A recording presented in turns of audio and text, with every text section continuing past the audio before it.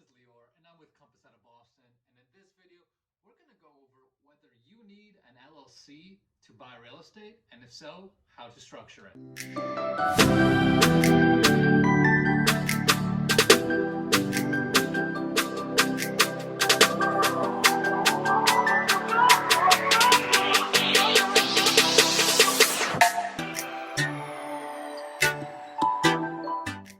What's going on, guys? I'm Lior and I'm with Compass out of Boston. I'm a realtor, I'm an investor, and in this video we're going to be talking about whether you need an LLC to buy real estate, and if so, how to structure it properly so that it all makes sense for you, your investors, and your operations.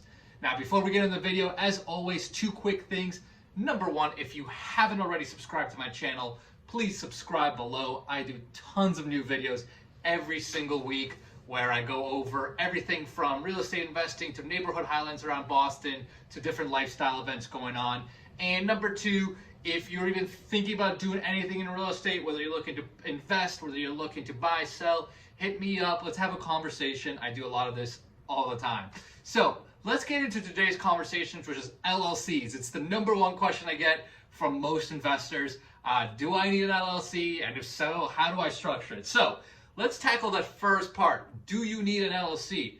And the answer will depend on what kind of loan and what kind of real estate you're buying. So for most people, let's say you're buying a single family condo all the way up to 4 units.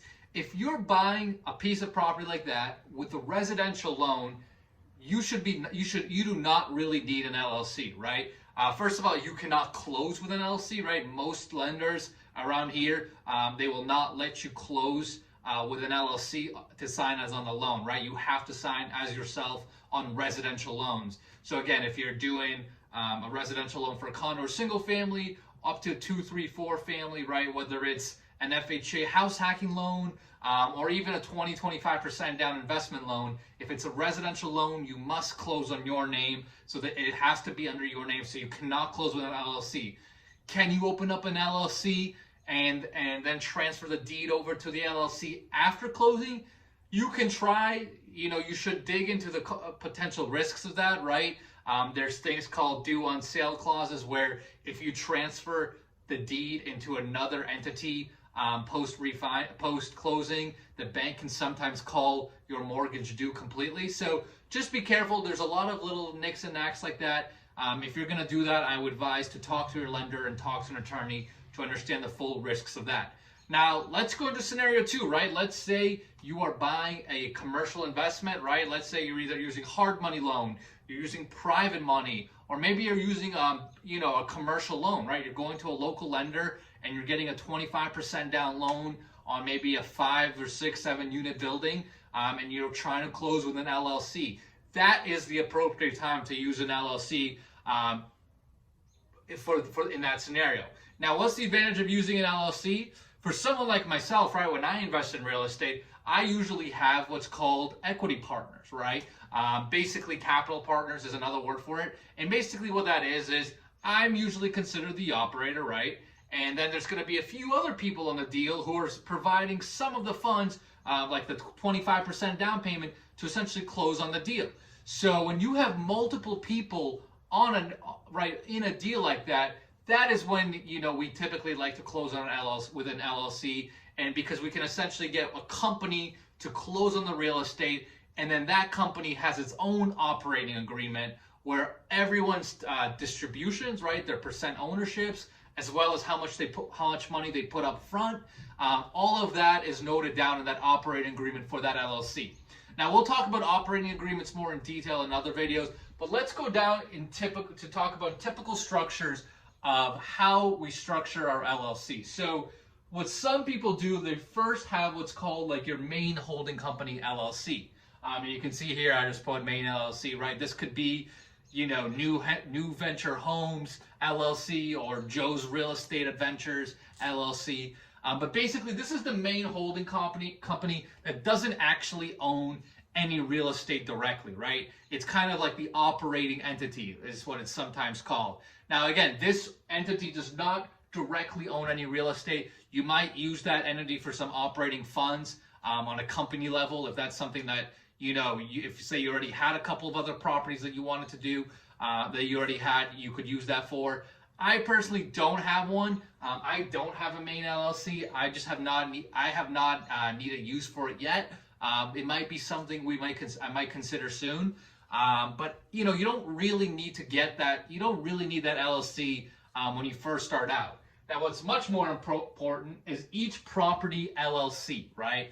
So every time I use a commercial loan, and I use and I'll take a commercial loan out, I will close on with an LLC because, again, I typically have partners, right? Not only capital partners, but also operating partners, right? I've got a business partner, multiple actually, where we will where we will work together as a team, and we'll each kind of tackle different parts of the business. So with multiple people, it's easier for us to close on it as a company. So this is the actual company we create each time we buy a new property, right? So let's say I'm going to buy a 5-unit building on 456 Main Street right here.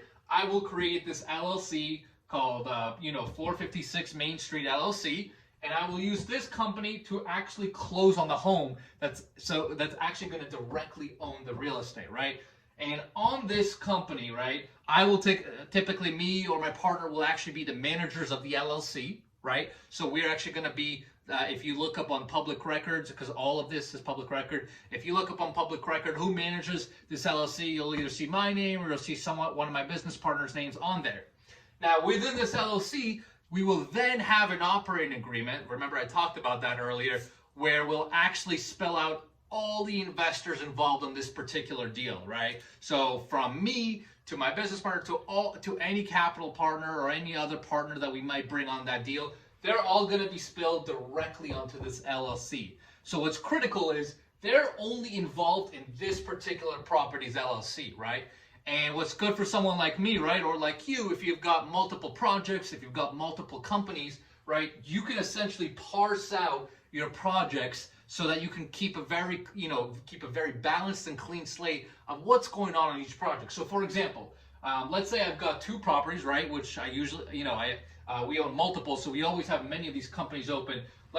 For each one of these, we can clearly differentiate who's on the LLC, what property is owned by it, who the investors are, and then also just as important is the accounting, right?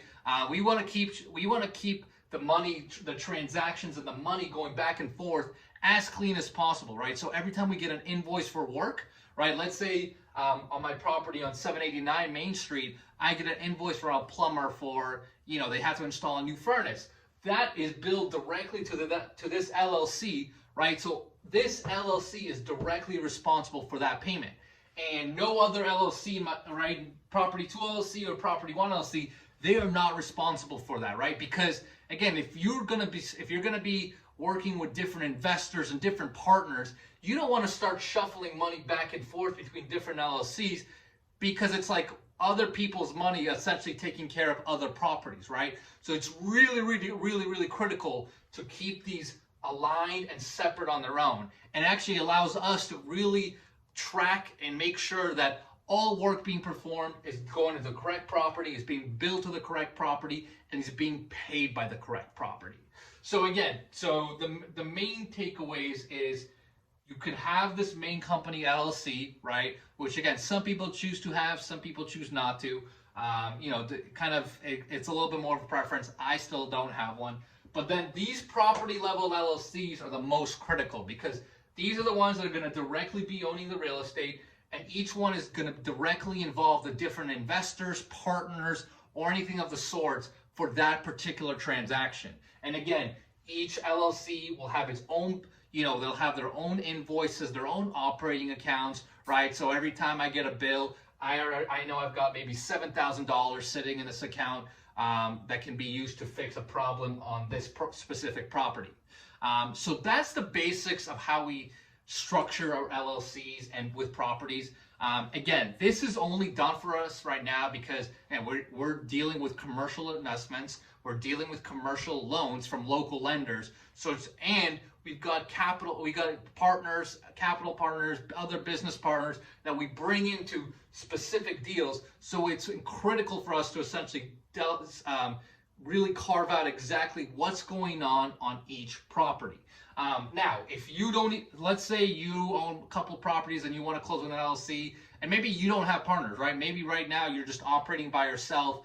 I would say it's still important to have this kind of very distinct structure, because at the end, for tax purposes, you want to be able to show exactly what's going on with each property, right? You need to create clean P&Ls at the end of the year for tax purposes, right? For each property. So by having these distinct structures, you can really cleanly delineate and really create clean P&Ls, clear invoices for all of your properties, and not like mingle them, right? Because your CPA is not going to be happy with you if you start mingling funds between different properties without tracking them, right? Because that's when things kind of, from an accounting perspective, go haywire. And again, I've had that conversation. Your CPA is just not going to be thrilled with you. So that's the basics again of our LLCs. We're going to go over that operating agreement, which is a completely separate thing from actually opening the LLC in different videos. But at a high level, basically what we do is with each, like I said, with each property, we're going to have each investor and each partner on the LLC. That's on the LLC. It's going to specify exactly how much money they put into the deal, what their percentage is, and then also the terms, right? So for our capital partners, they'll say, hey, it'll specify the terms of how they can get their money paid back, when they can expect their money to get paid back, what happens if something goes wrong or something goes sideways, right? It basically just spells out the clear guidelines of how we can operate for that specific property. Because, we are treating other people's money, so we want to be very respectful, very upfront about how the money is going to be accounted for, taken care of with regards to that specific property. So hopefully that makes sense, guys. If you have any questions, I know this is kind of a complicated topic, but if you have any specific questions, about structuring, structuring your LLCs, your holding company, put those comments below, and we'll take care of those. So thanks, guys.